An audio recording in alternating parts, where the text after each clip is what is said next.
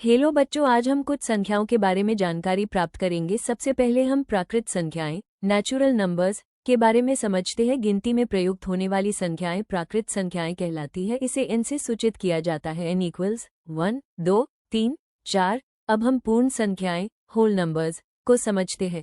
0, 0 से शुरू होने वाले प्राकृत संख्याओं को पूर्ण संख्या कहते हैं। इसे W से सूचित किया जाता है।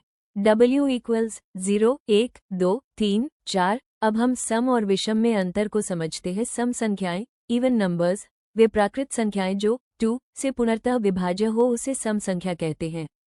उदाहरण के रूप में देख सकते हैं 2, 4, 6, 8। विषम संख्याएं ऑड नंबर्स वे प्राकृत संख्याएं जो 2 से पूर्णतः विभाज्य नहीं हो उन्हें विषम संख्या कहते हैं। इसका उदाहरण 1, 3, 5, 7 होगा। अब अभाज्य और भाज्य को समझते हैं। अभाज्य संख्याएं रूट संख्याएं प्राइम नंबर्स 1 से बड़ी वैसी प्राकृत संख्या जो 1 या स्वयं अपने को छोड़कर किसी दूसरी संख्या से विभाज्य न हो अभाज्य संख्याएं रूट संख्याएं कहलाती है। उदाहरण 2, 3, 5, 7, 11, 13।